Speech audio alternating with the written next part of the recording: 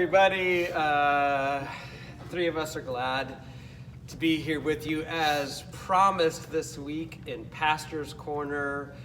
We want to take a few minutes right now, and it might be a little longer than a normal Thursday update, to just communicate what the next few weeks are going to look like for Hillcrest Church and how we'll continue to worship and gather and be the church together. The three of us are basically a household. We spend a lot of time together, but we're still careful, so we'll keep this as brief as we can, stay apart, and then we'll be back in our masks. I think at this point, there's nobody who isn't aware that we're under new restrictions as we try to flatten the curve with the outbreak of the COVID virus, and that it has impacted the church. Now, can I tell you, I was ready for the governor to shut down church entirely. So when there was a way ahead for us, even with restrictions, I found myself celebrating. I was really excited on Sunday. Now, I know that congregational singing is like part and parcel of who we are. But as we have throughout this season, we keep trusting the Lord with this, and we keep seeing each new hurdle as an opportunity for us to explore new ways to do things we've always believed in. In fact, lots of times we've said something like, this gives us a chance to make changes that we've thought about, and now we just simply have to do. So, like I talked about on Tuesday with Pastor's Corner, I encourage you to watch that if you haven't seen yet. We're going to continue to move ahead with Thursday night recordings for our online audience and Sunday morning gatherings for the folks who it's right for them to be here. They're going to be similar, but they won't be exactly the same. As it goes for Sunday morning, I again say I know how important congregational singing is to the way we worship together. And trust me, song isn't going away. It's just going to look different. And I actually remain excited. And we've talked about it. We can make these Sunday morning gatherings for the time being, as long as we can. As long as we can gather, I'd like to gather. Creative and interesting and involving new elements. So you'll see new elements coming into Sunday mornings. And we'll find new ways to be creative, and Carla will speak a little more about that. But I'm committed to seeing both of those happen while making sure our online experience is great. Yeah, I mean, we very much understand that the majority of our community has been joining us online and will continue to be joining us online for the foreseeable future. And our desire is to continue to offer a worship space where people can connect with God, where people can grow spiritually, and where people can connect with one another as they desire. And so as far as the online worship experience on Sundays goes, it's not going to look substantially different. Some of the changes kind of around the edges, we're going to change some of our recording procedures just to meet the new guidelines. It may be a little more of a stripped down band up front, and then going forward we may add some different interactive pieces that work better for those who also join in person. But we're wanting to continue to find ways to bring people into the presence of God, to teach people how to walk with Jesus and connect with one another. And we're asking questions about how can we find creative new ways to connect people with one another. I know we're talking about doing some Zoom kind of all church gathering times between services during Advent, Advent connections. And so keep your eyes out for some things like that. But that's really our heart as far as that online space goes. Yeah, and making the most of Advent. Yeah. The Advent candles, the Advent lighting, the whole communal experience. I know Carla's been thinking about lots of creative stuff. You bet. We're going to sing, like, in our hearts, Christmas carols. We're doing Christmas carols. You better believe it. One way or another, it's going to be on and happening.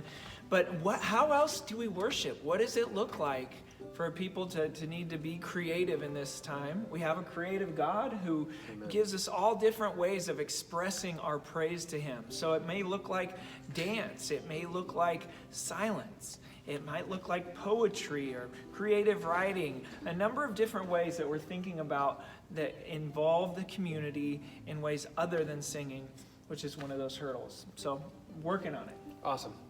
Oh, hey, one last thing. If you're creative out there, you have one of those pieces, Yes. maybe you're a poet or a dancer, we don't know that you are, I'd love to know that, and get in touch with me. Yeah, people are already emailing us outstanding ideas. Carlo and I got an email, just this long list of other creative ideas to worship, and folks are saying, hey, can we organize outdoor singing? So we will come through this creatively together. Let's talk about a couple of brass tacks. Here's what it's actually going to look like. So when you join us online on Sundays, the service probably will be a little shorter and tighter. There won't be as many songs that you experience online. And to be honest with you, we knew some of the challenges that were in that anyhow. There will still be music, but we'll use this as a chance to explore some of these creative elements, even in the online experience, and engage with questions and roommates or time to reflect on your own. And we'll still be gathering there on the same platform. We really encourage folks being together and communicating. When you're here on Sunday mornings, there will still be masks. There will still be social distancing, and there will not be congregational singing. There will, however, likely be some of these things coming in the future. You may have Carlo live singing a song over you in the service as you reflect or meditate or get ready to worship.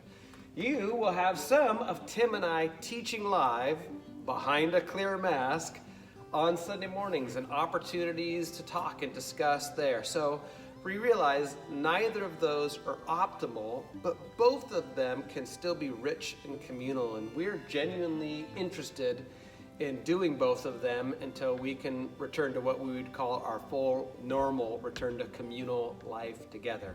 So join us online, and if you want, if it works for your family, no pressure. We understand most people are still going to join us online.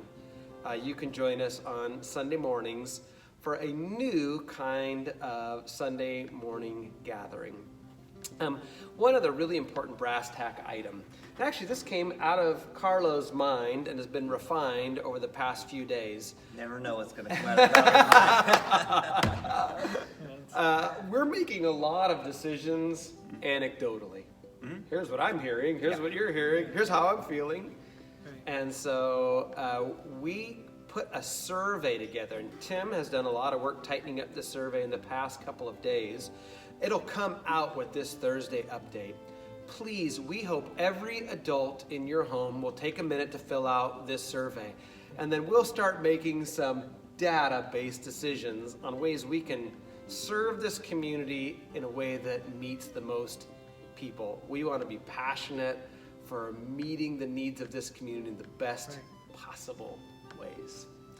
So friends, I don't know if you guys have any last minute things you want to say. We just want to say these are hurdles, and we admit the hurdle. But we remain passionate about the mission of Jesus in this community and to gathering in all the ways we can, however we can, whenever we can. Yeah. I just want to say, it's been so sweet going to homes for all of us, being able to visit with you just momentarily to hand out those Advent kits. So hopefully everybody's getting one this week. But we miss you. We wish we could be in every home. We love you, and we miss being together. We long for those days, and we look forward to a day where we will celebrate again in song, boisterously, loudly proclaiming God is alive. Jesus is the light of the world. He's coming again. Amen. Amen. Thanks, friends.